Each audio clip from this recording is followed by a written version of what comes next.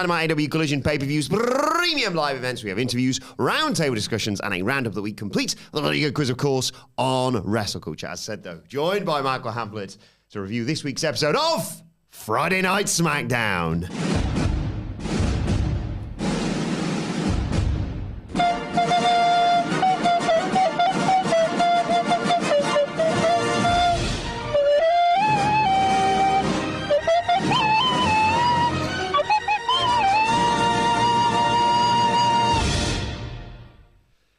What an eventful episode this week's was. Yep. Hello to everyone who joined us live on YouTube, by the way. Thank you for your comments. Thank you for your donations. Thank you for your questions. I will get to them in due course, but we have a lot to get into. We do. I wonder, because it's live today, and it's live, is there a section of the audience that have long abandoned our SmackDown coverage? Poor choice, in my opinion, but have long abandoned our SmackDown coverage for maybe being concerned that we simply, we're probably too product focused. Yeah. Spend too long probably on the show itself without veering. And it's quite nice, I guess, for those people today to maybe be in a situation where, yes, we will be covering the show, but we are live on YouTube for your questions, both SmackDown related, of which I feel there may be some, and otherwise. We don't normally use this slot for SmackDown coverage. No. But today we've kind of like been granted the privilege because of the involvement of one certain fella. That's right, it's Adam Wilbourn. No, it's the guy in your chest, The Rock. And to that point, is this a bit like our version of Raw going to Netflix? Do we need to deviate from our regular format, or is this just a SmackDown review with the red light on? Like what a blue brand, red light. What's the deal? I think as much as I really enjoyed, and I'm very excited about the quarterfinals of Gladiators now, yes, especially with the tease of, it was excellent, wasn't it? New contests, one more new event and a new Gladiator, and increasing numbers of protests on X, really, Twitter, about the walking up every individual step and the brick wall thing they have to run through. That is bollocks. It's double bollocks, isn't it? Like, I could almost get over the spongy brick wall, but the step thing kills their momentum, while the Gladiator can. Is the Gladiator allowed to just? I think they are, which makes it even worse, doesn't it? You're usually caught at the bottom, so it doesn't really matter by that point. It's the fact you have to. Anyway, we haven't got time today to talk about that. Your Majesty! Apparently the SmackDown coverage is about SmackDown now. The Rock turns up, and all of a sudden, God forbid we mention the home of VK and who would be on our dream lineup for the Chestival. I'm going to cut this off this week. What, your love of Chesterfield? No, well, after the bloody Swindon result, probably. Shout out Lee Pickering. But thank you once again. I had to get rid of mine on the Sunday because I cannot deal with those wristbands any longer than I have to. They're not like the very, very comfortable WhatCulture ones that are still available on our online shop, I imagine, as well as you can get mugs like these. More stuff to plug later on. You're going to be sick to the back arse of it. Just a really random question, super quick, because obviously I've been here the whole time. Yes. Totally, 100% been here. Just if I wasn't here, though, and I was writing some notes about timestamps, what would I say happened immediately after the intro? I heard Gladiators. Yeah. Professional obviously, I heard Gladiators coverage. while I was here, obviously, is what I mean. It was mainly just debating how this is different from a pre-recorded SmackDown review. Okay, yeah. I would say. Yeah. Because we're conscious that this doesn't get the live spot very often. Yeah. Well, I'm glad for the people who weren't here. Obviously, I was here, but you were for there. the people who weren't here, You're all right with it. That's good. So, what do you make of this show? I'll tell you this, right? Even without the bit in the middle, which we'll get to chronologically rather than just diving straight in, worst SmackDown of the year. Okay. Confirmed by the bit in the middle. Absolutely will win awards at the end of the year by the bit in the middle. This was the worst SmackDown of the year. But it's the worst SmackDown of the year with or without him. So maybe he can take some solace from that, I suppose.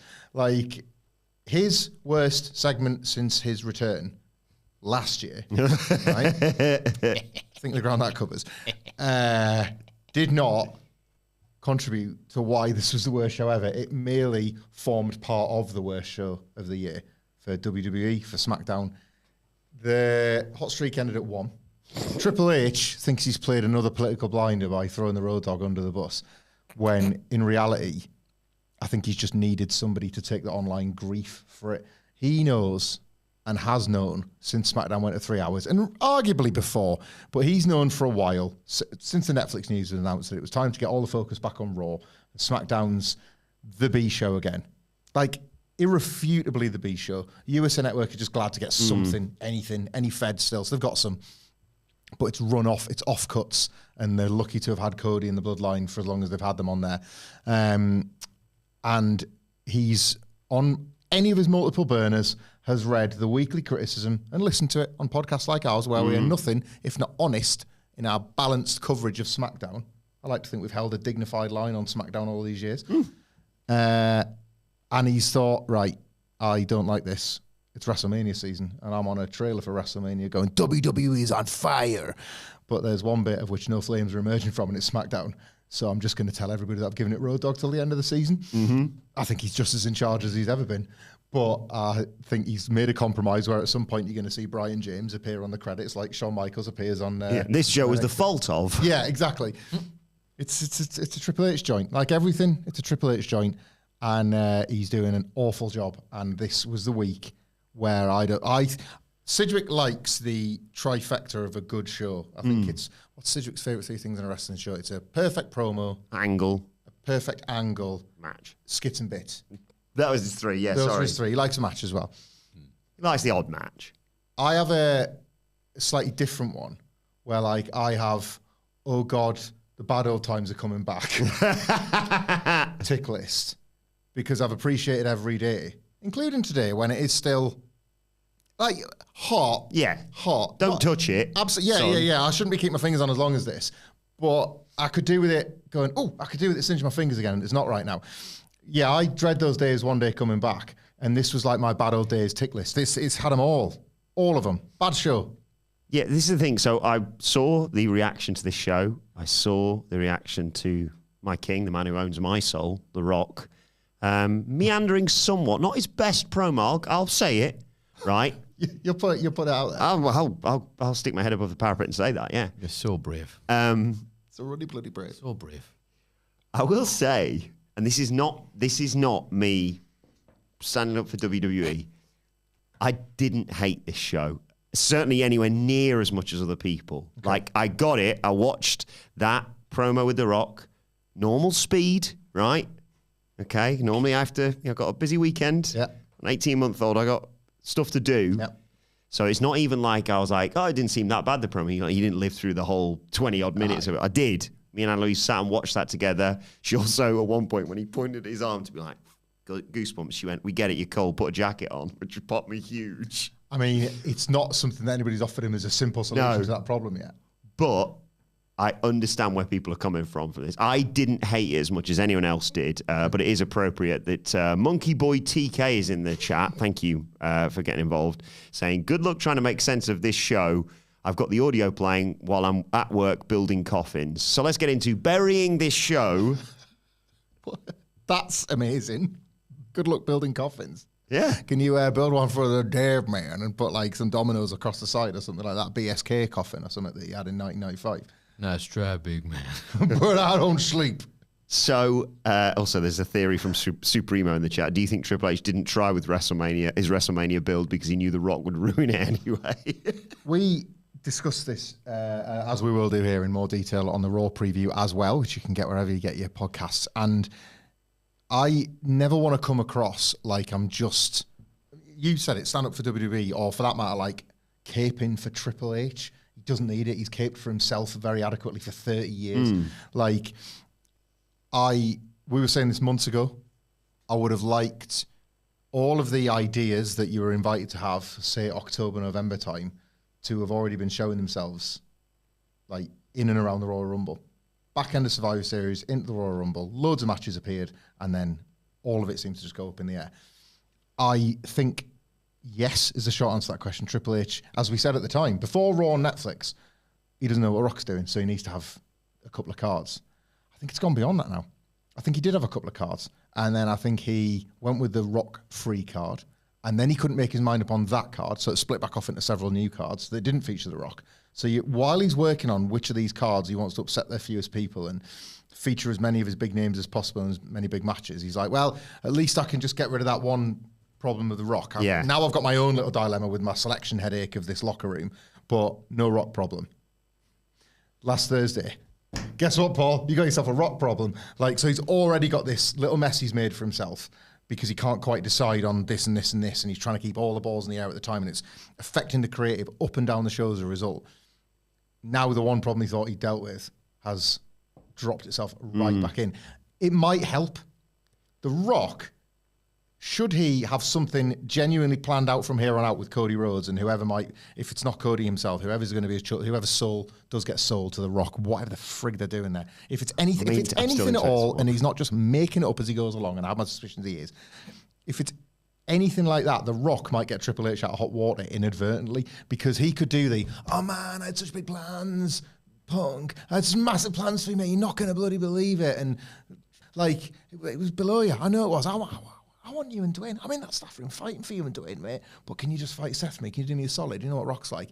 One by one, he gets himself out of all these little political cul-de-sacs that he's found himself in by just blaming The Rock. And like The Rock turns up and is like, hey, guys, how we all doing? My guys, I love it here. And they're all just going, and he's like, well, I think they're me anyway. What else is new? Like, the game might win again off the back of all this. He's not. Well, he sucks a lot. He sucks and he stinks. In the match of the year last year's for me, so what the main event of WrestleMania Night 2, mate. Yeah. He's pretty bad at some of the fundamental tenets at the moment. It's The Rock. He's only ever one segment promo match away from just winning you back. I have a theory. You're allowed that when you're The Rock. I've read a theory that I'm going to share with you after we get through the Rock thing that I think may at least not change your opinion completely, but may get you very excited for what could happen this weekend. Oh, cool, yeah. I'd love to know what people think, by the way. As we are live, it seems like a nice thing. As we're reviewing this, if people have got Rock opinions, takes and all that, I'm very interested, because I had a few of my lapsed fan mates message me over the weekend, and I was on the giant piss on Saturday, so I was in no position to offer like long replies to those mates. And that's what The Rock does. He drags people back in. But it took me the bulk of the weekend to like sort of really take it in and try and formalise some thoughts on it, because on Saturday morning I had nothing. I don't think it's going to be that difficult to sell to ruin my mate's 40th this weekend by telling everyone at 1 a.m. we need to stop what we're doing and sit down and watch Elimination Chamber. Yeah. Because I'm a Rock guy, so I want your soul, Cody. We'll get to it. Let's start at the beginning of this show, and we will get to the Rock segment and talk all about it there, because the brilliant Joe Tessitore welcomes us to the show. See that skyline of New Orleans. We'll see in person very soon. Yeah. A year. Yeah, I like that you do that. We see Tiffany Stratton arriving, Naomi, Bianca Belair, and Cody Rhodes, who bumps into the SmackDown GM. Can't remember what his name is.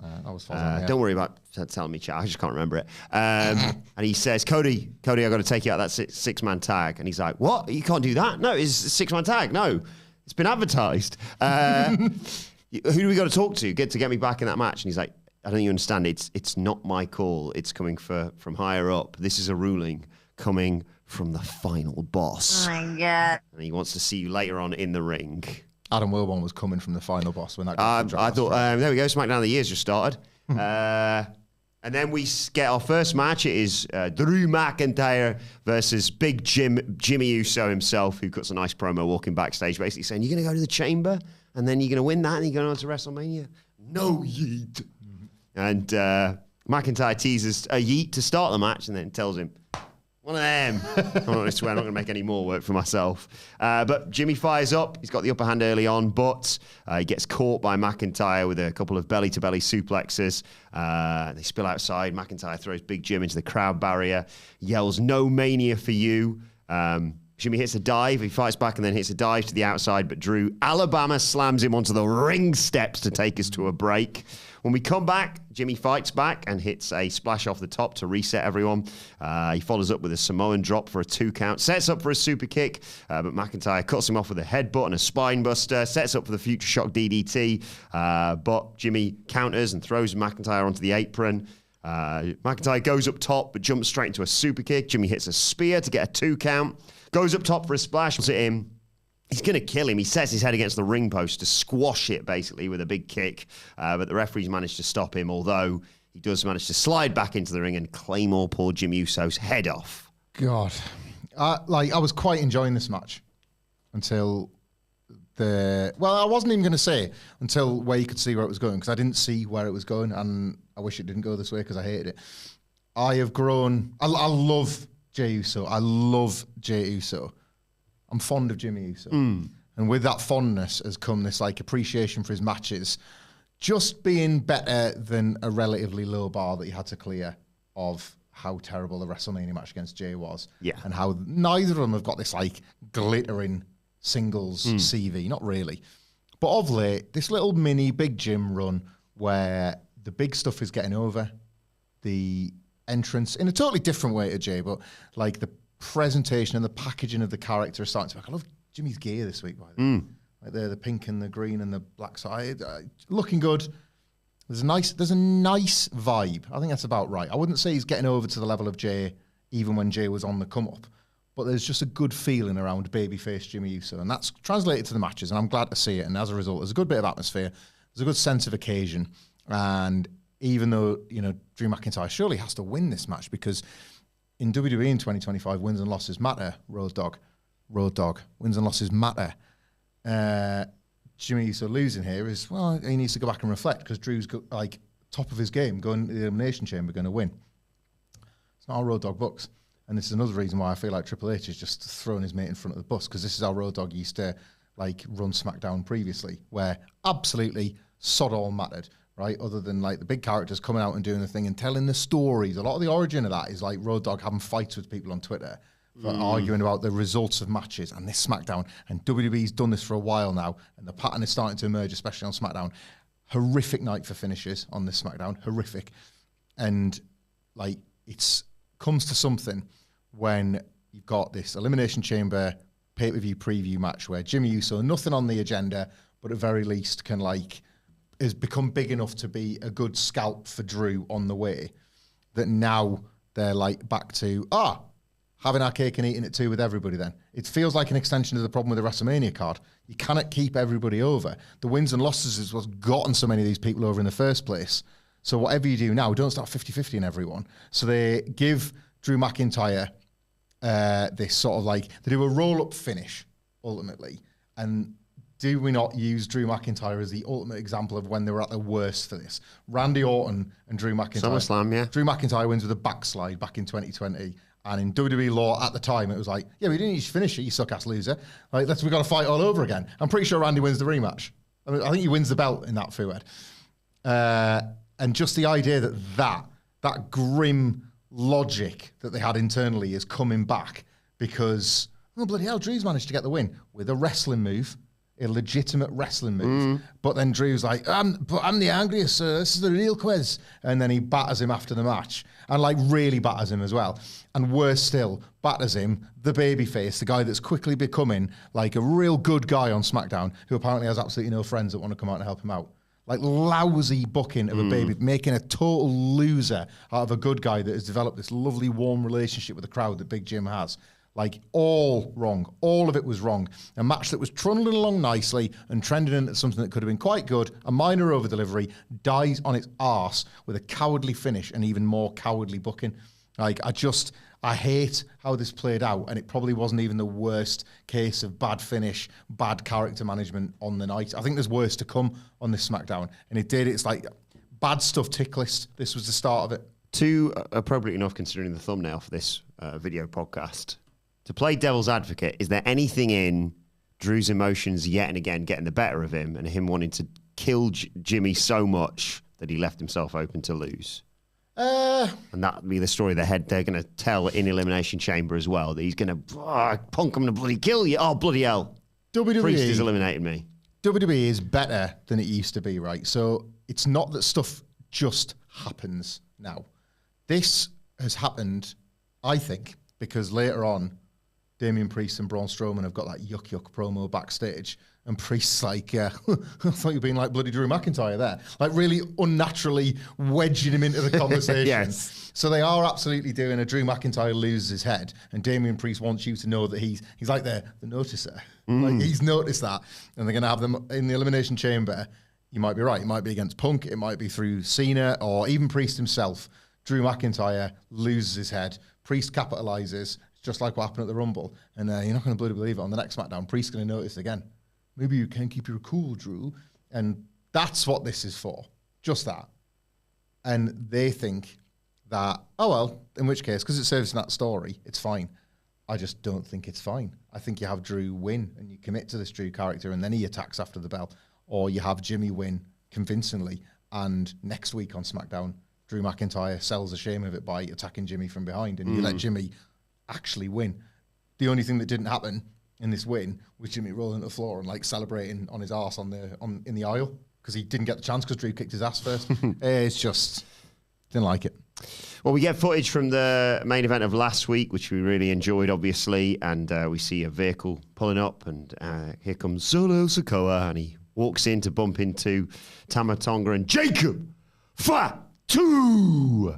And he says, look, what happened with Tama last week with the accidental Samoan Smite was an accident. Jacob terrifyingly says, yeah, I know it was an accident, because if it wasn't, you wouldn't be standing here right now. Agreed.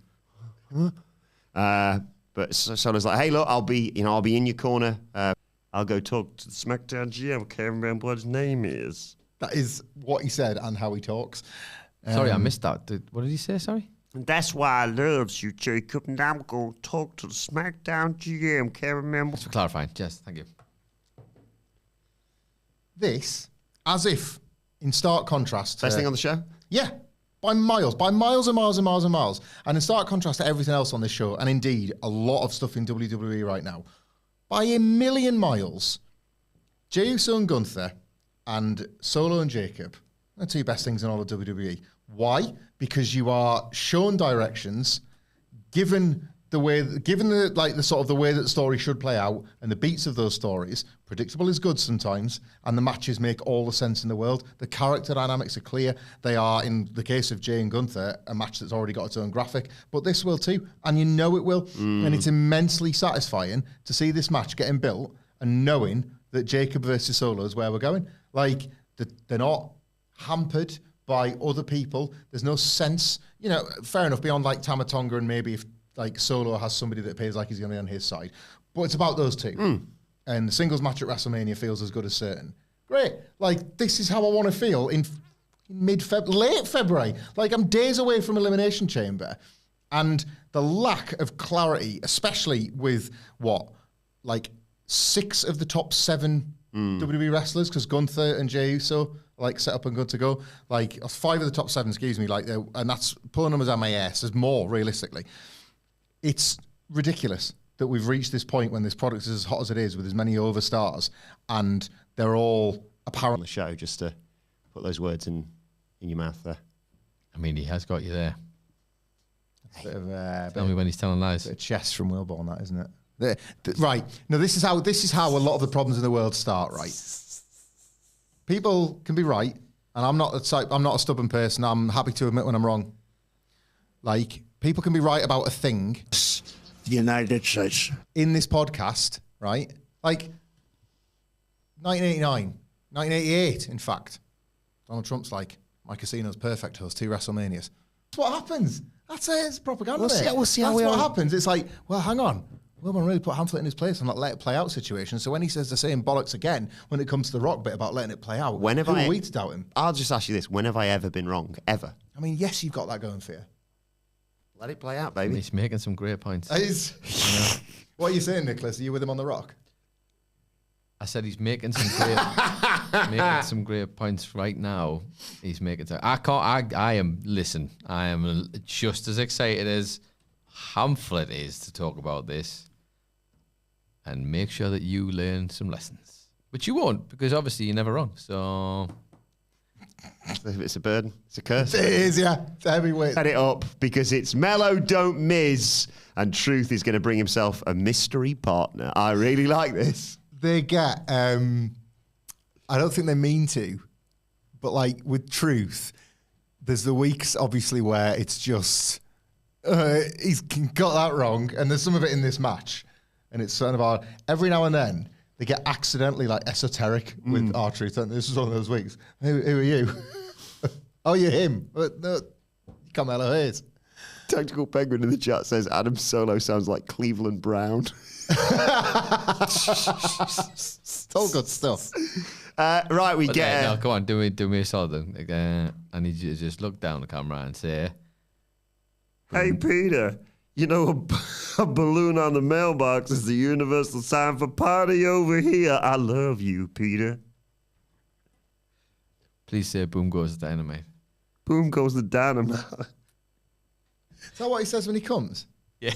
I can't. And then he falls out the bath. Boom goes the Yeah, dynamite. he doesn't come in the bath. He wanks in the bath and then he falls out. That's Family Guy. Yeah, that's exactly. And that's Family Guy. That's Wanking Guy. Every week. Yeah. Every week. My name is Cleveland Brown. I wank in the bath. Right. That was the show, wasn't it? There's a lot to get into on this show. We're very, very early stages. Sorry. We get a vignette for Zelina Vega. She's tired of being treated as small. She's too small to be a star. She talks about her successes, including Queen Zelina, a huge pop in the Wilbourn household. She's going to keep fighting. But then it was time for... It's not what his name is! R-Truth's got beads and a sandwich for him. And then we get the match. Melo... Beads in a sandwich. He don't know if he's a wrestler or a bloody ref. There's a good bit coming, I promise. Truth tagged in Miz. That's not your tag partner. I like that. And then Melo kicked him to the outside to take us to a break. When we come back, Melo went for a suplex, but Truth counted into a stunner. Hot tag to LA Knight, who comes in and cleans house. He tries summit with Miz. I have no idea what it was, but it fell Oh, God. bloody pieces. Went on for hours as well. So bad. Thankfully, Melo came in, went for the first 48 on Knight, but Knight countered. Truth tagged himself in and did the Cena spots, including an STFU on Melo, but Miz broke it up. But Knight takes care of Miz. They fight to the outside. Nakamura appears and attacks LA Knight and bumps himself. Miz comes back in, and Melo and Miz hit the first 48 skull-crushing finale combination. 1, 2, 3. Melo, don't Miz. Oh, I mean, let's be straight about this. This was a total disaster. Like, gross. The Miz and LA Knight miscommunication. Like, I think it's still going on now. I think they're still trying to grapple away whatever the hell that was. Do you head scissors or I something? don't know. It looked like one of those, you know, those puzzles you get just to like keep kids busy, where there's two plastic things and they're intertwined. And you've got to like separate them and then reconnect them. That looked like Miz and LA Knight. There was just arms and legs and bodies everywhere. Nakamura going on his own arse. Got him. Oh God! Like idiot. Like dumbass. Get the belt off him. Dumbass Nakamura, when he's supposed to have like the stealth-like attacks of a ninja or something. Like, Yeah. In attack out. Short Stasiak. Like Shockmaster Nakamura himself. Like just a total disaster. Everyone looked dumb. The division is meaningless. Both tag teams stunk. But other than that, what did you think of it? Yeah. Funny. Oh God. We got a video on Charlotte Flair. She doesn't have to call herself the greatest of all time. A girl when she's down, quite like Charlotte Flair. And I mean, folks, where's the lie? Tiffy basically said she's coming for Charlotte's spot as the top girl in the WWE. Out comes Nia Jax, though, flanked by Candice LeRae. Says it's cute to think that you could have actually beat me last week. Yeah, because of the involvement, of Candice and what have you. She said, you're not even going to see WrestleMania because I'm going to beat you at the Chamber. Me and Candice are going to beat you and Trish, obviously. And then I'm coming back for my WWE Women's Championship. Tiffy told her to give it up. And Nia Jax and LeRae get in the ring and suggest that they possibly just take Tiffany Stratton out right now. And I want to give a shout out to WWE referee Daphne LaShawn for the smoothest slide into the ring from a referee I've seen in bloody ages to stop this from happening. And then we got Tiffany Stratton versus Candice LeRae. Once we come back from a break, the match is already in progress. Tiffany fires up, drop kicks LeRae, but Charlotte Flair's music hits and she comes out and is terrible on commentary. Yep. LeRae takes control, though, because of this distraction, goes to the outside, and Tiffany Stratton moonsaults. I've written here, moonsaults onto both Nia Jax and Candice LeRae. Moonsaults close to Nia Jax and Candice LeRae, and then pops up to celebrate with the crowd, who've all just seen her completely miss this moonsault, but everyone's selling it anyway. So Tiffany time, I suppose. When we come back from a break, Tiffany hits a series of clotheslines on Candice, follows that up with a spine buster to get a 2 count. They battle on the top. Tiffany knocks LeRae down, goes for a swanton, but LeRae moves and rolls up Tiffy for a near fall, but Stratton fights back, sets up for the prettiest moonsault ever, but Nia Jax involves herself and pulls Candice to the outside.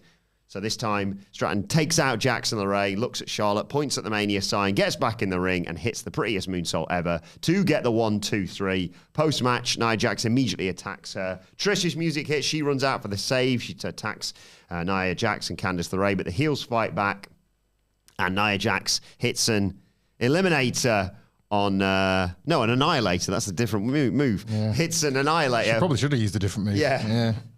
On to Trish and Tiffy as Charlotte looks on from commentary, and then Charlotte just comes in and stands over the dead Tiffany Stratton and points at the WrestleMania sign. I am not a ranty podcaster, or certainly not a good one. There are other podcasts you can find by inferior, in my opinion, networks than the WhatCulture Wrestling one, where you will have these kind of like almost an American radio shock jock attitude to wrestling coverage, where it's all about like screaming your hottest takes down the microphone. So because we're in this like live spot and we're not normally for SmackDown, if you don't watch the SmackDown coverage, I do not want you to think of me as somebody that is like looks forward to coming in and 2-footing the show every week, because it's mostly for the last couple of years been the opposite. Yeah, it's certainly how I'd prefer to cover WWE. Like in wrestling in general, I'd rather like it than not. I'm predisposed to. I'm a fan before I ever got to do any of this. So I don't love that anybody's first impression might be, 2-footer on that, 2-footer on that, 2-footer on that. But as I said at the top of this podcast, this was the worst SmackDown of the year, and all of the contributing factors were laid bare in this segment alone. Tiffany Stratton, who we have praised to the hilt since very early in her NXT run, spotting that she was a lot better than the kind of one-dimensional gimmick they gave her, to the point where she made the gimmick more than one-dimensional and got the call-up and inch. But I do think she's becoming a little bit of a victim of her own success, in that they are asking her to be this talismanic figure in the women's division as its champion, ahead of a massive match with Charlotte Flair, where she's got to like make herself big, for the want of a better phrase, like elevate her status every single week. I don't yet think the character is fleshed out enough for her to be able to do that. So she's still very like one note in her approach about who this character is. She's Tiffany Stratton, Tiffy time, Tiffy's the best. Like, I'm taking your spot, Charlotte. Like, those are the only beats she can really hit ultimately in this. It's not enough. It's not got enough meat on the bone. And then when the match reeks, and this was a reeker, like, and she's had a couple of them, but it happens to everybody, right? I'm never going to just bury somebody outright for one bad night, or even two bad nights. No. Tiffany Stratton, because there's been some good stuff, right? And I don't think we'd have like championed her cause had she not had way more great matches than bad ones. But this was a real beard. And when you're going into this WrestleMania program and you're feeling very much like, I'm going to say it because Charlotte's the queen, a bit of go back and watch the footage. I was wanting to be worked by at the time, but hindsight will show you that Rhea Ripley wasn't big enough for the spot in 2020. Yeah, as the defending champion against Charlotte Flair. And I wanted to buy Rhea Ripley. Dog called Barry notwithstanding, Nicholas. Of course. I wanted to buy Rhea Ripley as somebody that had, because I'd watched her earn it in NXT. Very similar to Tiffany Stratton. I'd watched her achieve in NXT to such a degree that I believed it. And then all of a sudden, she's out there with Charlotte Flair. And how can I be diplomatic about this? Some massive stars are really great at letting their stardust rub off on their opponents. Some are Charlotte Flair. Not fair? Make you work for it. Yeah. And that's what she's doing here. She's telling Tiffany Stratton to level up, and I am not seeing much in the way of, and let me throw the ladder down to you. And maybe that's wrestling. Maybe that's competitive spirit. Maybe it's like, what you got? Who wants it? All that sort of stuff. Maybe that's what it's all about. But this isn't clicking. And after a match this bad, it's not going to click anymore. It's not going to get anywhere till after Elimination Chamber, because you've got to get to this tag match. And I want to be excited about this tag match with Trish Stratus and Nia Jackson, Candice, LeRae, and Tiffany Stratton. But again, they're having Trish Stratus like disappear from view in order to get the Charlotte Flair beauty spot every week. Have you noticed that? It's 2 weeks now that like Trish just has to like get her ass kicked and then out of the way, yo. We got two things to build at once. Yeah. And this Annihilate was embarrassing. It was embarrassing. We, on the Raw preview... What do you want to do? Hurt people? No, there's something in between those two things, by the way, for those people who are pointing that out. That's what I want them to do. I want them to do professional wrestling. Yeah. I want them to... That's a bad take on mine. I want it to mimic the feeling of somebody doing something to somebody else and nobody gets injured. That's what I'd like, please. Best there is, best there was, and best there ever will be did his entire career. Gary Lineker with the business.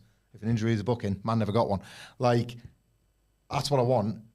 But the execution doesn't have to be excellent. It just has to be passable. Yeah. Like Ajax. Or if you just like, risky spot that onto both of them, that could hurt both. You got a WrestleMania main eventer and a legend who's just about to be a big party.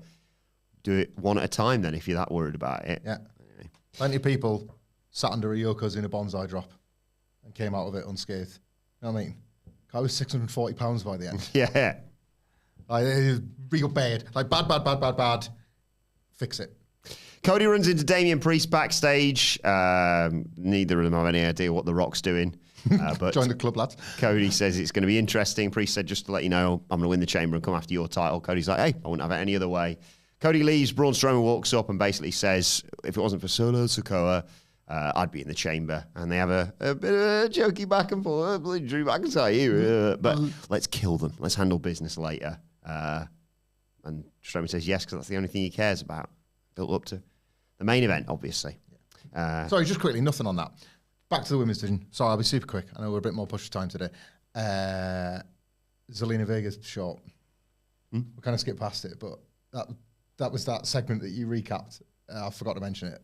Well, she's short now. That's a new thing. She's gonna come out with like a big Z, and it's gonna be a ruler. Like, Shorty Z, baby. it's Shorty Z in basketball attire. Like, short. That was the gist, wasn't it? Yeah. Good stuff. It's all good stuff.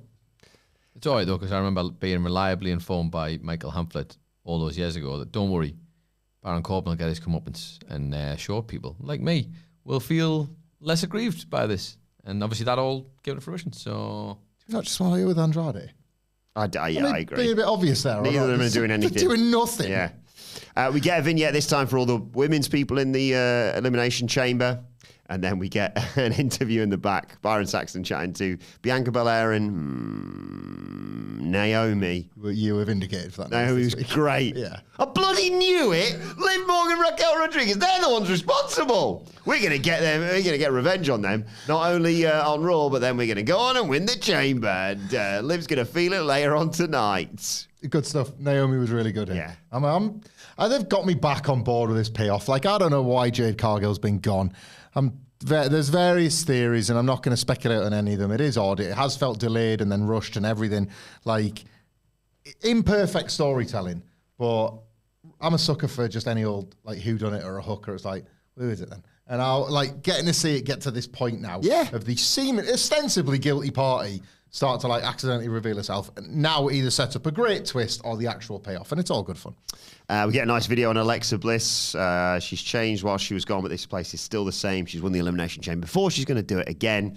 And then all the people saying we're not going to get Liv Morgan versus Naomi felt pretty bloody stupid next, because out they come for their match. But oh no!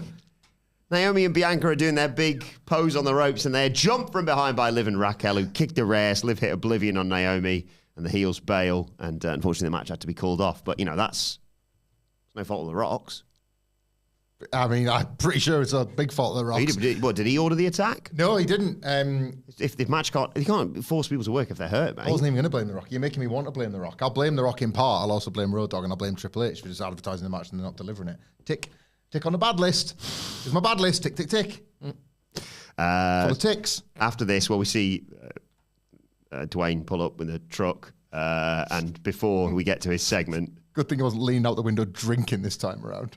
Yeah, did he drink with Cody? No. Did he drink with Cody, like, cheers, drive off, like, I'm off to NXT, drive off, then drive... And it isn't. So it's like, looks it. Just says The Rock. Just a really washed out old T-shirt that I've dug out. Yeah, that's what all my electricity looks like. Yes.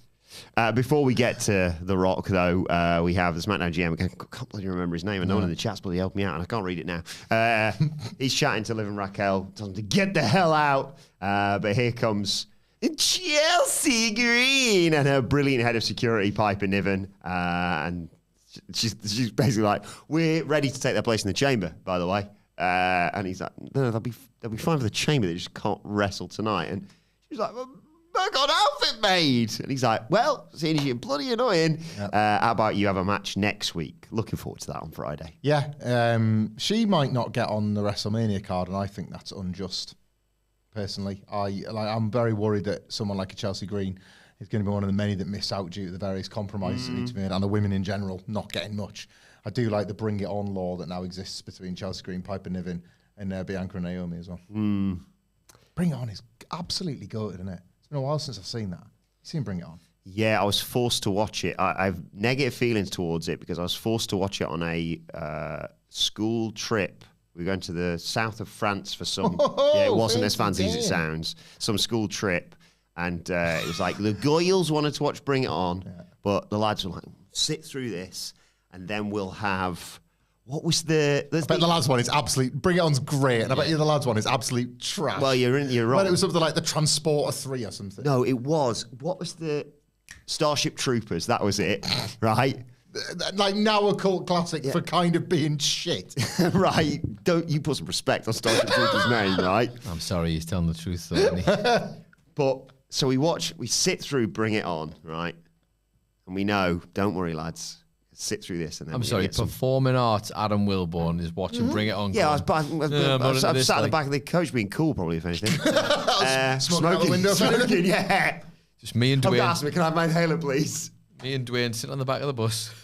We've all got big cocks. We've all Telling got everybody them. what doobies are. But yeah, then the teacher looked at it and was like, it was like, I don't know, 15, 18. In her 30s. But yeah, 30th of April. Yeah, it's from a fantastic era of qual-age movies that I don't think they reflect a real American More life. of a Van Wilder guy myself, to be honest. Of course you are. Of course you are. Right, let's get to this segment that everyone has been talking about. The Rock comes out, huge gap, obviously. Everyone can't believe it. The most electrifying man in sports entertainment's here. He's even good enough to give a fan of his phone who's dropped it. I was like, for a split second, if he's the final boss, stamp on it. Funny. But no, he gives someone his phone Do you like back. the music? I got why they did it. It was some New Orleans tie-in, Right. I assume. I didn't really look too much into it, to be perfectly honest. Yeah, Just I all think- purple and stuff on it. New Orleans tie-ins are nice, I suppose. If you like, you're singing the local songs, you get to sing along, don't you? Rock catches the microphone like an absolute badass and goes to cut his promo. That badass just donated millions to a local film charity. On a Friday night, the final boss flew all the way here to drop some good gospel shiz. So let's get this show on the road. He uses the finally! And people do it. He just lets them do it, really. And he says, and finally, WrestleMania is coming back to New Orleans. Coming to New Orleans. I like what you've done there. You're copying his promo delivery. Yeah, that's good. What was it? Roman Reigns was my favourite part of the promo. I immediately thought of Sidge going, who's Roman Reigns? Roman Reigns was unbelievable. I'm going to stop you there, Rock. Finally, WrestleMania's come back to New Orleans, and the pyro go off, and we get the graphic, and me and Hamflett both go April 11th, April 12th in our diaries. Yeah, keep talking. It's all right, keep talking. Holy shiz chants, obviously. Oh, when the Saints go marching in. I know. You don't sing it. I sing it. And the song. April 2026. Yeah, there it is. It is in there. It is in there. Did it straight Was away. it Easter the week before? It is. Oh. I don't understand that because if you ask me, Good Friday is the Friday before WrestleMania. Especially this year, on April the 18th in Las Vegas at the HyperX Arena. You're excited for the Rock stuff, so you can wait for it because I'm going to do the plug. Tickets are available at whatculture.com/tickets for the biggest and best SmackDown watch-along in all of Las Vegas over WrestleMania weekend. Not only that, we're going to be doing a live show beforehand. It's going to be all the usual stuff that we do on all our regular live shows. If you've ever been before, have a chat about it in the comments section. Yeah. You'll hear all about the stories. We do daft entrance, we do panels, Q&As, all that sort of good stuff. Then we're going to do the SmackDown watch-along. Join us, like the staff pay-per-view things we do in the HyperX Arena on this preposterously big screen. It's an amazing, amazing venue deep within the Luxor Hotel and Casino. If you even go into SmackDown, you'll have time to get back because after the fact, the show's still going on.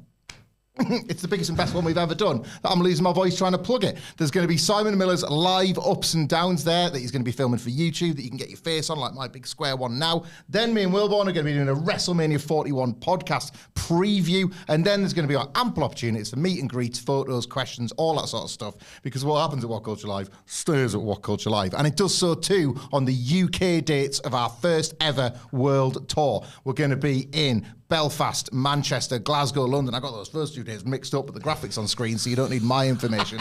All the information and all the good stuff for the Vegas show also taking place in the UK. Tickets available at whatculture.com/tickets. Join us. It's going to be amazing. Where are we? Oh, yeah. When the Saints go marching in. And he says that was a lovely duet.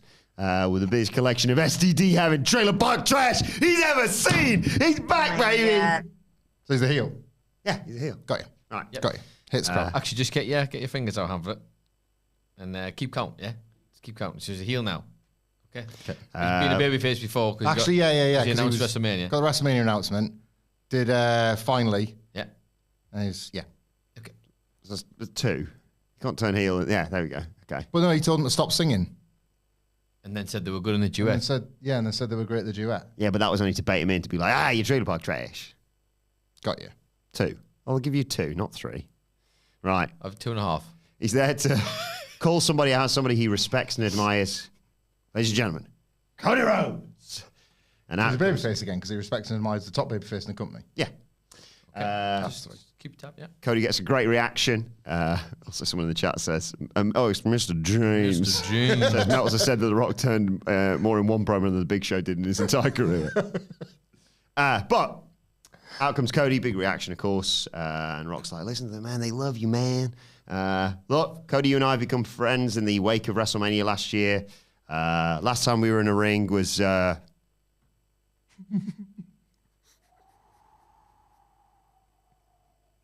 say Senator. Senator! It was Netflix, Raw, right? Well, let me just be Cody. Netflix! Fucking Netflix, Dwayne! You big bald asshole. Da-da! Maybe write some The promo. telly app! Write some promo notes on your hand next time. Anyway, puts over Cody for carrying the company in the way that he has. That night, of course, they drank a lot of his tequila and they had a blast. Great. Good for you guys. Mums have become good mates. Show Mama Rhodes and Mama Rock together. He says, look, I got you out here to tell you you've been a great champion, but I'm on the board of TKO and TKO owns WWE. And I'm a director on the board of TKO. By the way, throughout this promo, I will be attempting somewhat to trim the fat off the wild tangents that he went on, but I'll try and hit all the notes that he did. I'm the most powerful man in WWE. Don't boo that, he says. That's a heel line that he then, got angry that they reacted. Don't boo it. Yeah, so he's kind of like, there's the turn heel, but then he's like, come on, guys, I'm just rocking with you. So that's a big face turn. Yeah. So we're up to 5. Okay. Okay. Rock says Cody's a great champion, but he wants him to be something more than a great champion. He wants Cody to be his champion. Cody's like, look, Rock, I didn't expect we'd be friends. I didn't expect any of this. Rock, what? What? We're going about me? I don't know what you mean by me being your champion because I'm their champion. He's effectively saying he's the people's champion, obviously. And the crowd chant Cody's name.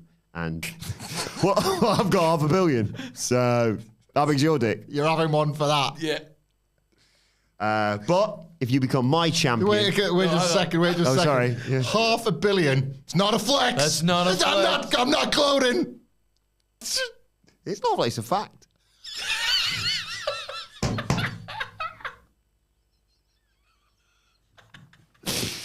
But I am the most followed man in America. Keep it to yourself.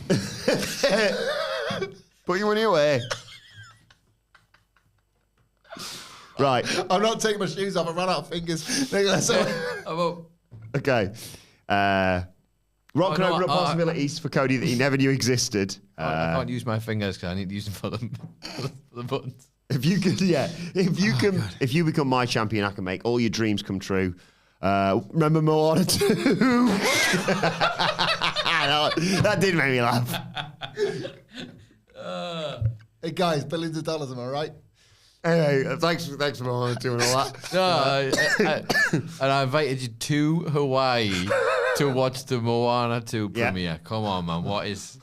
But yeah, it's just... I'm sorry for interrupting, but I can't let Dwayne go on this, man. I cannot do it.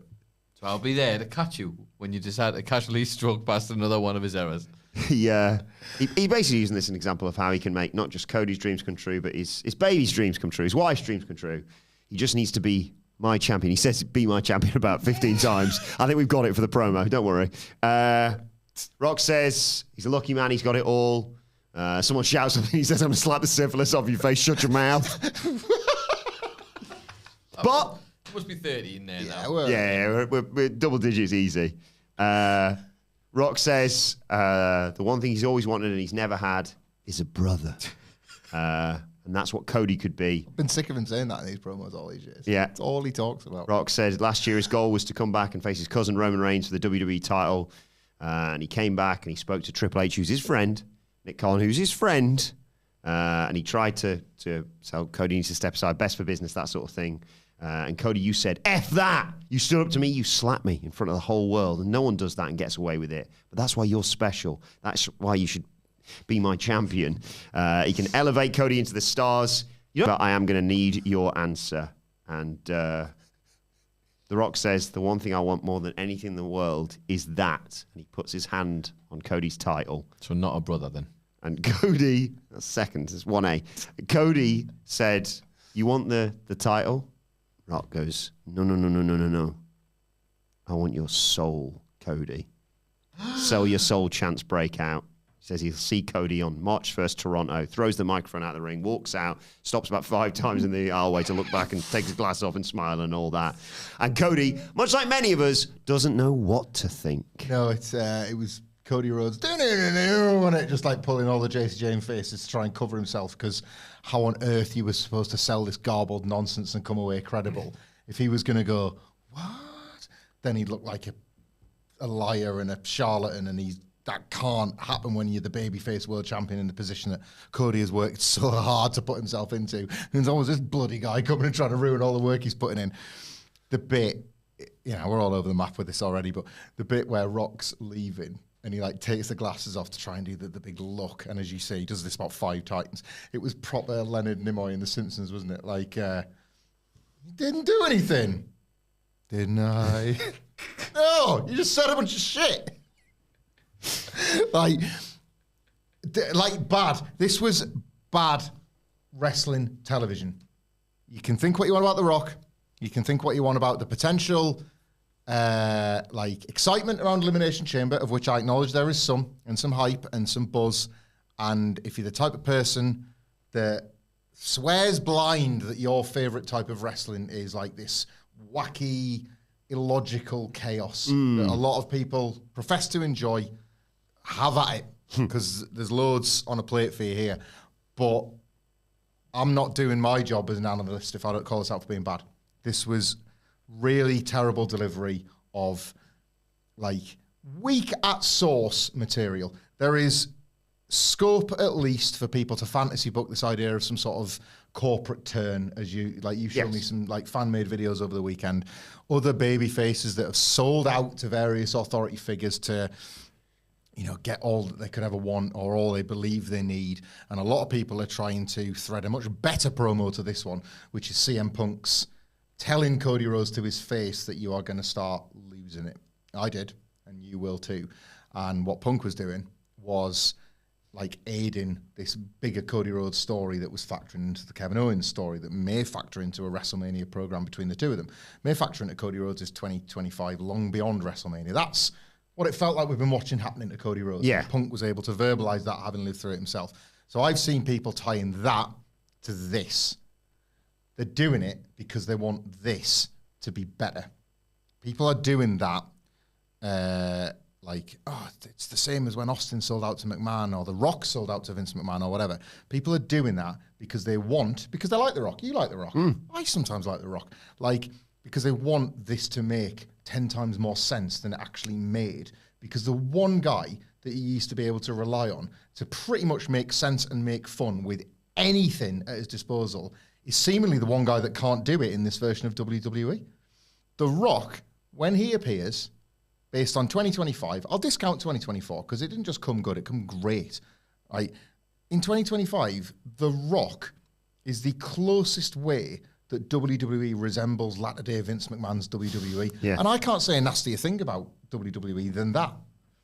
It is a feeling and a vibe that he brings with him that no matter how big some of the pops are, because if I'm in a building and The Rock's there, I'm going to pop. No matter how big some of the reactions are, no matter how he gets to deliver big news, and he just can, because he can take, anybody goes out and gets Johnny Gargano goes out and tells them they're getting WrestleMania, even he gets a pop, and he can't get one for love of money. He gets those. He doesn't need them, but he gets them anyway. He gets to just show up on NXT and pop a number there and gets to take all the credit and gobble up the last 20 minutes and kill a main event title match, because he's right. Gets whatever he wants, right? In spite of all of that, he is the closest association to when this show was at its very, very worst when he performs like this. Like illogical, badly delivered crap that will have to be spliced together. You're going to have to see like Adam Nicholas' best match ever levels of editing to make this make sense in a video package for Elimination Chamber. I wouldn't count on that edit like which they will do, by the way. They will. You did a fabulous job of the recap. You did a far better job recapping it and trying to make sense of it than The Rock did actually out there saying it himself. They will put this together and they will make it the story that now I don't know if they want to, but now they have to tell. The Rock, will Cody sell his soul, whatever. There will be a video package that runs before Elimination Chamber that like makes this feel like the hottest thing on the show. And it sort of is the hottest thing on the show. But that in itself is a problem because the hottest thing on the show, dipshit Dwayne, was supposed to be the World Heavyweight title #1 contenders match that was going to feature Cody Rhodes' opponent winning their way to WrestleMania and pointing out that sign, because I thought for the last 3 years we were back to what actually mattered, which wasn't people's ridiculous, inflated like egos and sense of like isolated and insular thinking that Vince McMahon was guilty of year upon year upon year upon year, and people, wrestlers, losers, looking at the sign going, please give me a match at the blessed WrestleMania. I was told by a series of awesome main eventers that have gotten over in this far cooler period of time that the belts and the prizes and the checks and the championships and all that stuff was what mattered the most, and where to do it was at WrestleMania in the main event, because it's the stuff that's kept CM Punk awake at night. It's the stuff that makes Seth Rollins want to get up every day and prove that he's better than Roman and Punk and all the other guys that WWE have said, Seth, you're not as good as these. Well, I'll do what? I'll show you that I'm not. And Logan Paul, who said, actually, you think I'm in this for the fame and the money? I already had that. I actually want to be the best in this. What am I doing? Making Logan Paul the positive comparison compared to The Rock. That is the level with which we have fallen in terms of discussing the quality of The Rock's work. It is rock bottom for Dwayne Wilbourn. And I'm not saying there's not a way back, because luckily for him, he kind of gets him. He got a lot of lives before he was the actual shoot boss. He gets infinite lives now that he's on that board of directors, which I don't know if that came up, but he's on the board of directors. Like, there will always be a way that The Rock is permitted to fix what he has broken, but he has yet again broken. Remember when we were talking about the UK election last year? I'm not going to bore anybody with politics, but it was so clear which way that election was going to go that we heard the phrase the Ming Vase strategy a lot. It was so clearly going to be Labour's election to win over a government that had been in there a long time. The idea was all you've got to do is carry this Ming Vase over line and not drop it. You've got it in your hand. Just don't drop it. Don't do something so catastrophically stupid, politically or otherwise, that you drop the vase and somehow this unlikely event happens. The Rock, like, buys a new vase for every TV appearance. We sit here on a Friday, oh my God, new vase. Like, The Rock's going to be on SmackDown class. Like, Netflix, disaster, drop the vase, pieces everywhere. 24 hours later, NXT with The Rock, here's a new vase, matey. Don't drop this one. Don't drop that. You drop the fucking vase, mate. You know, these vases are really expensive. And then we get to Friday and we're doing the news, we're doing the preview and all that. It's like, all right, one more vase. Yeah. One more vase. Vases everywhere. Like, vases everywhere. And all look like Cody Rhodes is cutting his feet up on the shards. Like, off we go, Elimination Chamber. Like, we'll have a new vase glued together for him by then. Yeah. But it's his to drop. Well, stop dropping the vase. I think it was very poorly delivered. I'll agree with you on that one. This person who wins that still goes on to face Cody Rhodes at WrestleMania. That's not changed. And I think I've become more confident now than I've been in recent weeks that Punk wins the Chamber and goes on to face Cody at WrestleMania with this spectre of who's going to sell their soul. And that factored in. Like, The Rock's not putting himself in a match, I don't think, at WrestleMania. But he's just made himself the subject of the main event without having to wrestle. He is the one potentially pulling some strings as part of it. I also saw a really exciting theory that I don't think necessarily is going to come true, but I was like, Jesus Christ, that'd be incredible. I don't think this happens, first because of the first thing I'm about to say, which is someone suggested at Elimination Chamber, Cody says, yes, I'll be your champion. It's not an explicit heel turn, but he's like, I want to achieve even more than I have, and the only way I can do that is with your help, Dwayne. Punk wins the Chamber. He gets the WrestleMania main event, and during the match, whether it's the referee bump or just The Rock being The Rock, tries to involve himself in it. And that is where Punk pulls his favor, and Roman Reigns counteracts The Rock to set up their match at 42 and potentially interferes in the main event of WrestleMania in the title match. Now, I don't think that's going to happen, but I think that people are very much sort of throwing the baby out with the bathwater with this one in terms of just like, well, WrestleMania's ruined, it's dead. It's not, is it? You are invested into watching what happens at Elimination Chamber, and not only in terms of the Chamber match, but whatever happens now with Cody and The Rock. And, like, let's not forget, that's also got Kevin Owens and Sami Zayn. People are like, oh, why do I even bother watching the Chamber now? I don't know, maybe because you've got one of the greatest legacy feuds ever taking place on that show. All right, but think about that. If people are saying that, that's how bad this promo was. Oh, I agree. It was so poorly delivered. That's how bad this was, is that if it's been so off-putting, and this is the problem with The Rock, right? This is how you can get yourself sort of tied up in knots. Because of his influence and how overwhelming that can be, it therefore, like, denigrates everything else on the show. Yeah. Like, the reason people are throwing the baby out with the bathwater is because if there's one wrestler that you can do that justifiably with, it's The Rock.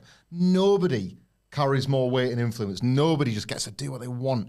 Like that tweet even that was, not by The Rock, but the disruptive. And then Triple H is like panicked press release. Well, yeah, you never know what he's going to do. And if it's terrible, I guess that's just The Rock. Am I right, guys? I'm still a good booker. Am I not? I mean, I wanted to, but Road Dogg's got it. So, like... It's a never-ending game of like chess between those two. And to your other point, by the way, some might be a bit cynical and snarky and laugh at like, oh, here's CM Punk using his favour, or it's going to lead to this main event or that main event or whatever. I don't rule any of it out because he's making it up as he goes along. Like, yeah, whatever he's decided last night might have changed by the time he gets to Elimination Chamber. So like, Cody's going to get there. Think, what are we doing then? And Triple H is like. Ask him. Yeah, you're gonna have to check with the final boss, like as a shoot. And he's like, well, what's he got me doing? Turning heel at WrestleMania? I don't love it, Paul. I'm not gonna lie, I'm not huge on it. Like I think you told me in January you couldn't decide if it was going to be between Punk or Cena, but I think in both cases you were either allowing us to deliver probably the biggest main event in wrestling, or you were going to let John Cena pass the torch to me as the two biggest baby faces of a generation. And what am I doing now? I'd love to know what Cody thinks. Yeah. Like, as he takes some confidence on the bus and he rides up and down the roads and he kind of like navigates this mentally. I'd love to know what the reaction to this is backstage at Raw today when you've got all those Elimination Chamber wrestlers talking through what they're going to say. Punk's going to get his big, like, he's going to score a couple of points on Logan Paul. Say they have them all out in the ring and ultimately it's this point scoring game. Like, how do you do all that knowing... We keep using the word, the spectre of The Rock sort of looms over all of it. It's the most important week in WWE's year, this, isn't it? From now.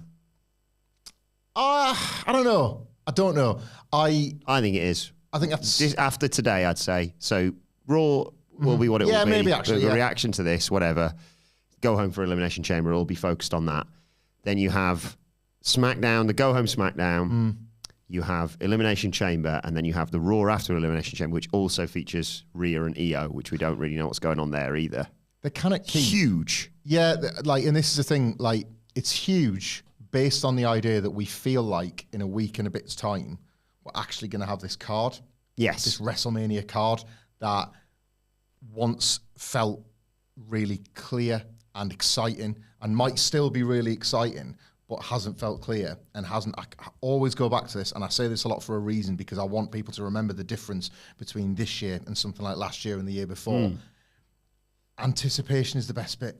Even the best matches, some of which will be featured on Best Match Ever, like, the anticipation lasts so much longer. You want to live in it. You want to live with your excitement. You want to look at your calendar and you want to count down the days. And yeah, The Rock did announce New Orleans and I put the dates because I want to get excited about that card, just like I was getting excited. And I'm excited about Vegas.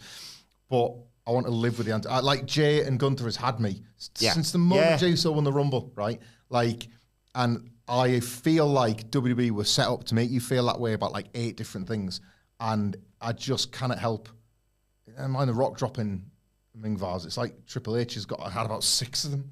And like, I don't know how many he's got left in his, like, and he can carry loads like this, but I don't know how many he can carry and keep carrying because The Rock keeps coming in and being like, hey, what if I just tickled him there? And he dropped them all. Yeah. It's, I do makes me feel stressed as an interested observer to watch and not be allowed to just lay my hands on a bunch of matches. I will say, yeah, if things are so messy, as messy as they are right, to be somber for a second, 2 weeks ago, Pretty Deadly embarrassed them, and tonight... Imagine that, yeah. Quiet down, guys. Okay, we got it. We understand the assignment. Nailed it.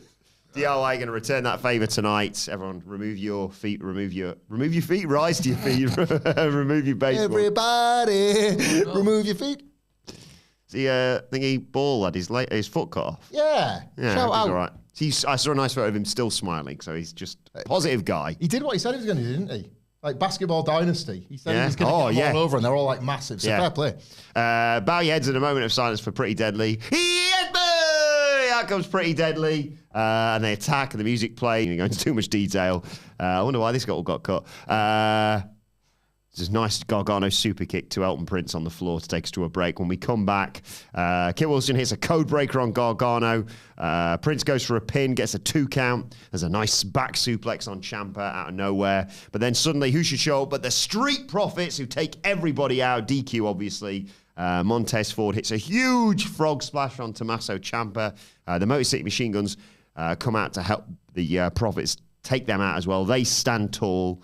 I just love the Street Profits, so I sort of allowed for this. Yeah, the DQ kind of gets a tick and sort of doesn't on my bad habits list, because I will say I think, booked something like We anticipated this, yeah. Because we want Pretty Deadly to make it to the UK SmackDown in London, which of course you can see WhatCulture live before that SmackDown show.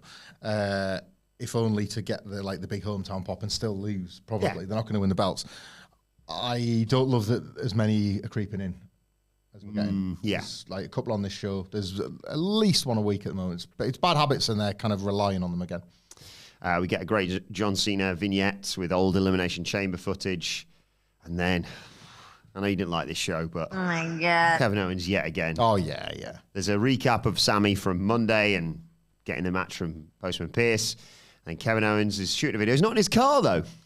He says, Sammy, you couldn't just take this punishment and let it go. You want to go again. You want to end my career, hurt my family. We're going to put your family through more. And then it reveals that Kevin Owens is outside Sammy's house, peering through his window and his door, basically. What happens when you can't provide for your family anymore after what I do to you? Why are we doing this? Just because you're selfish? You're going to make me hurt all of them? I'll never forgive you for this. Remember, you were the one who asked for this, and it's all your fault. Oh, I mean, honestly, I felt like this promo on this show was like watching a friggin' Rey Mysterio Edge tag match after watching Dawn Marie shag Al Wilson to death on Paul Heyman's SmackDown. I was just like, what's happened to the thing I love? And it's like, oh God, there's the thing I love. Thank God. Yeah. It was so nice to watch. Kevin Owens was excellent. Delivery was brilliant. The story's fantastic. I cannot wait for it at Elimination Chamber. But again, to my point, why people are forgetting that Elimination Chamber can and will have something this good is because The Rock has been so bad. That's a cause and effect. Yeah. And then we get the main event, Solo Sikoa and Jacob Fatu versus Braun Strowman and Damian Priest. I did like the bit where they're walking through the back and Solo's cutting his promo. Jacob's like, yeah, shut up. I'm all gas, no breaks. Play my music. Solo's like, what are you doing, mate? That's why. I traded him. It's good stuff. And then it's just a fun main event, to be honest. Strowman runs over Fatu as the action spills to the outside. Strowman tries to do his run around the ring thing, but Tama interrupts him, and Fatu tackles him into the timekeeper's area to take us to our final break. Is he all right, Strowman? No. He's had a lot of injuries over the years, and he was like, the way he was moving around again, I was like, God, your selling's gotten amazing. And I was like, hang on, is he not just really injured again? Yeah. The running was getting a bit ginger again. All right, pal. You knew what was coming. Maybe, yeah. When we come back, Jacob's working over Braun in the ring. Solo comes in. The crowd hate it. He does a hip attack. And Fatu's like, here's how you do a bloody hip attack. Nails Braun with it. He's going to do more. But Strowman gets a boot up, hits a spine buster, gets the hot tag to Damian Priest. Solo comes in. Priest beats him up, back elbow in the corner, spinning back fist on Jacob Fatu. And that allows Solo to recover, and Priest runs into a super kick from Solo. But comes back with a kick and a flatliner for 2. He does that rope walk splash. Sets Sikoa up for Razor's Edge, but Tama Tonga distracts him, and that allows Jacob to interfere, and Solo to a huge spinning Solo for a nice near fall. Sikoa sets up for the Samoan spike, but Priest countered, and Jacob Fatu accidentally super kicks him and then just looks at him like, Oh, well. Strowman takes out both Tama Tonga and Jacob Fatu on the outside, which allows Damian Priest to hit a huge south of heaven choke slam on Solo Sikoa and get the 1-2-3. The show ends with Damian Priest looking up at that WrestleMania sign. Yeah, way more house show main event-y without Cody in, wasn't it? Yeah. I kind of mourn what the six man with Cody might have looked like, because I think there's just this natural gravitas when a guy like Cody Rhodes, the world champion in any situation, is in a match like this, where it's almost like he's mixing in. It's not a story that he's necessarily attached to. It's more just, all right, guys, yeah, I'll give you a hand. And then he suddenly wasn't there. And it lost a bit of something as a result. I don't blame anyone but The Rock for this. I still wonder as well, maybe if Cody could have just worked the match anyway, and he might have been able to... Not in the headspace he was in. End his night on a more credible note than what he was given here. But I suppose they needed to do that, because otherwise he would have just been an out-and-out babyface, and now they've got a tease that perhaps his head's been turned by the Great One. But yeah. Fun main event to close out the Solo Jacob stuff, they're doing a good job with it, genuinely. Right, let's go to the comments. Thank you to everyone who's joined us, who's commented, who's donated. I finally get around to your questions now. Thank you for waiting around for this. Matt Rains is in the chat. What a guy. Says, happy Monday, brothers. The King stole my thunder on the Raw preview. Yeah, if you want to know Sidge's thoughts on everything that happened with The Rock, you can get that on the Raw preview podcast. I was going to suggest a Cena heel turn. It's literally the only logical thing that could come out of that dumpster fire of a promo. No offense, Willie. Rock is more shite than City these days. Up the Reds. He's in a very good mood, obviously, after results went Liverpool's way over the weekend. They're winning the league, aren't they? Yeah. We can start saying it now and stressing out the Liverpool fans. If they don't win the league from here, it's the biggest absolute collapse I've ever seen. Without the asterisks on it from the pandemic season. Yeah. Well, it wasn't really fair, was it? But yeah, congratulations in advance to Liverpool winning the league, and my best mate, Matt Rains, in fact. And I don't hate the Cena thing either. I like most of these pictures. I don't know if any of them will amount to anything if The Rock changes his mind. We shall see. I'm finding it very hard to lock into any of the pictures, as much as they're all fun in their own way. Steve, thank you, former Edward Shiraz says, morning malcontent moxers. Quickly, have you seen Severance? Real Twin Peaks vibes. I don't think I have. No, I haven't. No. I'll add it to the list. Why do I know that title? No, I don't think I've seen Severance. Also, who should be Speedball Mike Bailey's first opponent? Yeah, we talked about him on the Collision review. He is imminently arriving in AEW. It doesn't feel like they're going to go this way, does it? But I would have loved him as a heel. But it does feel like they're going to want to just present him as like the coolest, the most exciting new wrestler.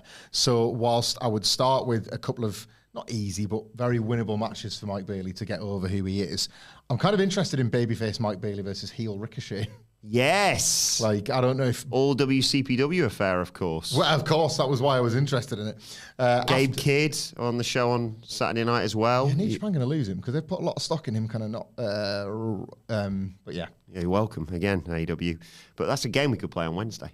Who could be Speedball's first opponent? Is he going to get his proper music? That breast monkey? Breast monkey? No, not breast monkey. Brass. You kind of... Mark Lee Willis just wrote earlier on, by the way, Rock taking his dad's moniker Soul Man too seriously. Yeah. I did like that. That was another one I think you missed it in your recap, but it's like, mums are friends. Our dad's up and having a friends. It's like, just saying, just saying stuff now, aren't you? Like, You're just talking. Hi to the lovely Mimi Burris as well, who says, hello, hope you guys come to Florida soon. You can wear your shorts here, Wilbourn. I'm a Charlotte defender, but what was that commentary? Real bad. When she wasn't saying nothing at all, she was saying nothing at all. Yeah. Again, there's something snake bit about this Charlotte Tiffany thing that I can't quite articulate beyond that. There's botches. There's the feeling that like Charlotte is doing this heel stuff begrudgingly because she really wanted the babyface run. I don't know why she's surprised by it at all. The Tiffany turn has been rushed in order to get us to this. It ain't right so far. There's time to get it back on track, but it might be one of those things that they need to hope it's going to be all right in the night, match quality wise. I think it will. I think it's going to surprise a lot of people, and I think it was just a bad night for Tiff, to be honest. But it is lowering the expectations, isn't it? Because I think you yourself would say, like, well, this is a natural match to book. Yeah. I think a lot of people my opinion hasn't changed, and I still agree with you that on the night, Charlotte is... Oh, God, yeah. ...is going to really pull it out. I hope so. Do they want to use her a bit more? Maybe get some matches? I think it's a good idea, yeah. Also, Mimi says, Nicholas's haircut from Friday looks great. Regular WrestleCulture viewer, of course. Thanks, Mimi. Tactical Penguin writes, "Afternoon, lads. Adam, I'm sorry for mocking your car trouble last week." I assume this was when I missed the Dynamite review. Sorry about that, everyone. My MOT took longer than I was anticipating. And Tactical Penguin. Some low-hanging fruits, mate. Like bollocks. For mine. He wasn't my car. Hope it all gets worked out. Tactical Penguin. Bluey writes, Bluey. not there yet. You'll get there. We're on Paddington. Eric loves him. I think he was the one that attacked Jade Cargo. Paddington, Paddington, baby. I didn't know that was there. Also, there's a new Thomas on Netflix, and I don't like it. Right? Okay. I don't like it. It's a bit American. It's just not right. It just doesn't sit well with me. I'll tell you more about it when we get. Has it got the theme? It's like they changed the theme a lot. Yeah, but I knew that. I knew the new There's theme. 2 and 4 No, and 6, isn't it? No, they're having their cake and eating it too, because they have the new World Adventures of Thomas or whatever it was. He just popped to Brazil recently, right? I don't know how he got there exactly. You can only go on train tracks. I saw the point with Thomas. Regardless, he's there. So it's not Thomas the plane. Right. Maybe Harold helped him or whatever. Yeah. But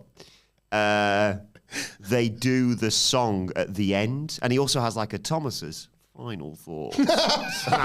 I'm like, Paddington is a lot more subtle in terms of getting his point across. Thomas doesn't have to say, sometimes when things don't turn out the way you expect, it's better, actually. Thick twat. A lot of the new Thomases did him out to in making these obvious catastrophic mistakes. None of the guys have, am I right one, Gimme? But for trains. Also, where's Henry gone? What's gone on there?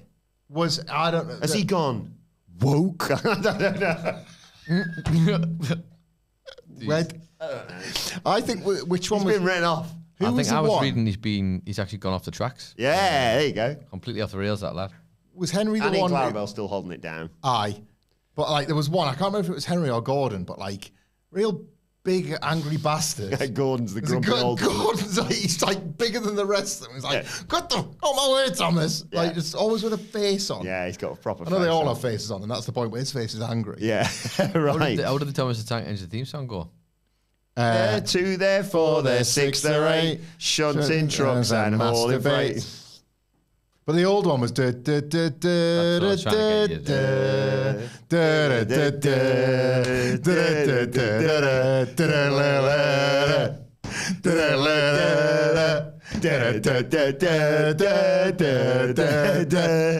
should use that. Better than any Death Rebels. Anyway, Bluey, sorry, I forgot to ask Bluey's question. Bluey said, the Rock being unable to get over Mania 40 and plotting to destroy Cody from within or via a vessel is a thread that can tie things together. He's enough of an egomaniac, even at the expense of the business. Yeah, he calls it a thread. It's a shoot, isn't it? This is... Nicholas, we were talking about this over the weekend, trying to piece together our thoughts on this broken brain. He has lost his marbles at this, hasn't he? I think he's lost the popularity contest with Cody last year, and it has completely and potentially irrevocably changed his mindset forever. It's quite something. Matt After Reigns. Hollywood already completely broke it. Yeah, it's happening again. I prayed for this. Matt Reigns says, I can't relate to car issues. Oh, yeah. He put that in the Legends Lounge, didn't he? He's had some car trouble and kicked his ass. Yeah, it's an expensive one, isn't it? Yeah. Sorry about that, Matt. Mage in the Ruiner just writes, corporate Cody, let's go. I do want to see what it looks like. I think more than... Or corporate punk. If I'm kind of interested in that, if we're going to go down the anything can happen route. The Cody Rhodes heel turn, if and when it even happens, I think is going to be so impressive because he's done all these things to make himself the new John Cena. But if he turns and makes success out of that, he's the first Cody Rhodes. Because John Cena never did a turn. Yeah.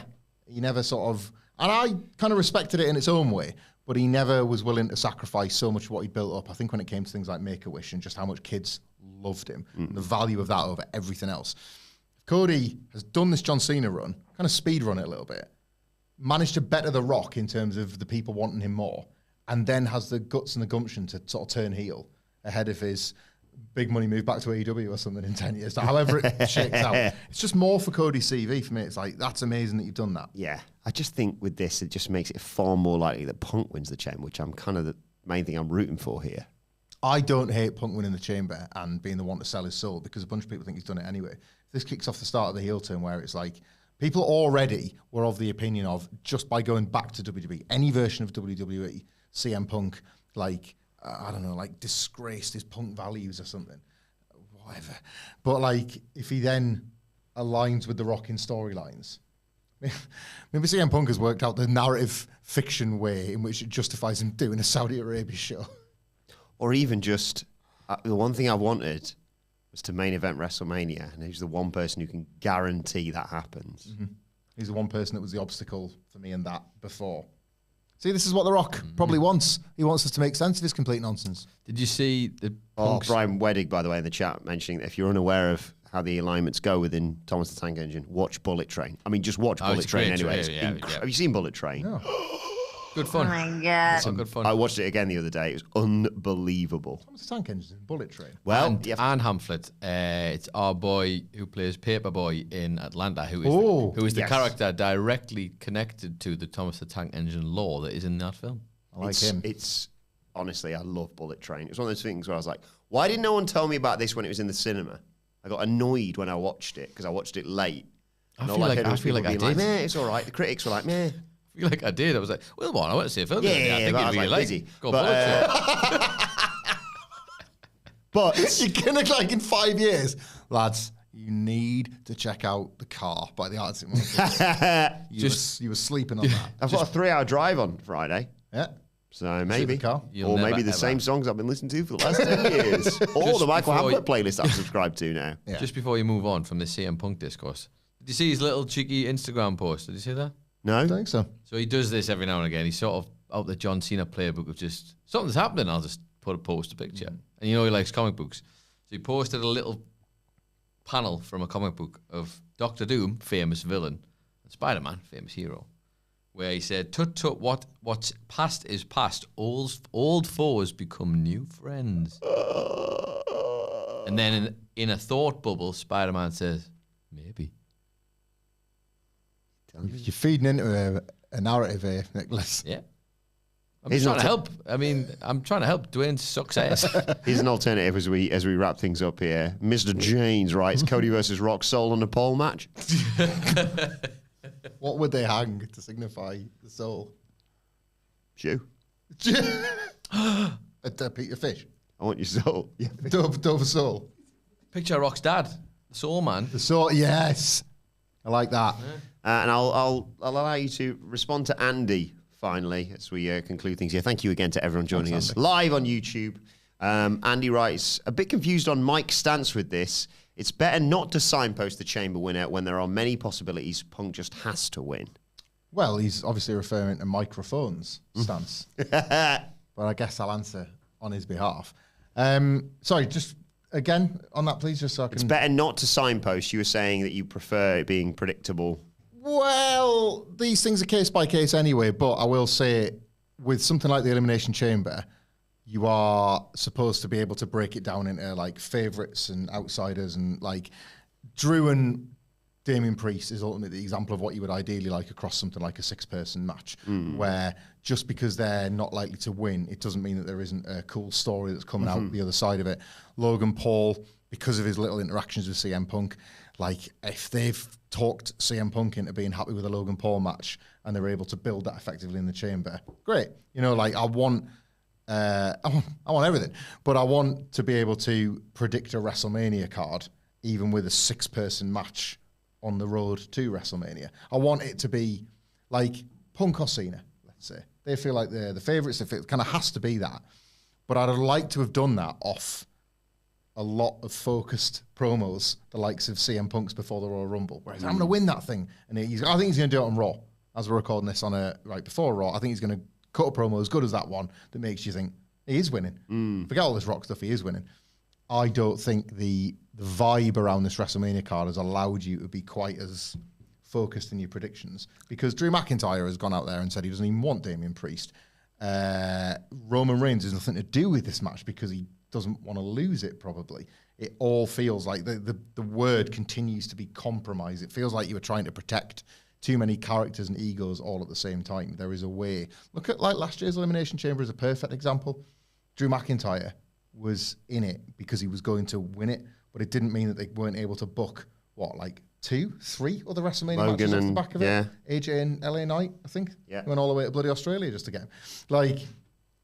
You had a bunch of people who could have won it, but lots of other stuff was serviced. It doesn't yet feel like that to me. I think it's fairer to assess this in literally 7 days' time. Yeah. But I understand the reservations that people have going into it and the concerns people have after this SmackDown. But let us know your thoughts on it in the comment section below or on X at WhatCulture WWE. Watch there. You can follow all three of us. You can follow Michael Hamflett at. Michael Hamflett. You can follow our brilliant producer. Sorry, go again.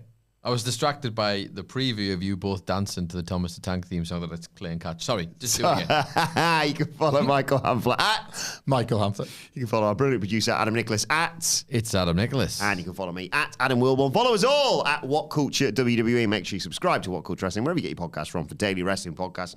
Collision Review, Raw Preview, available right now. And we will be back tomorrow to review Monday Night Raw. But for now, this has been the SmackDown review. My thanks to Michael Hamflett. Thank you to all of you for joining us and donations and comments and all that good stuff. And we will see you soon.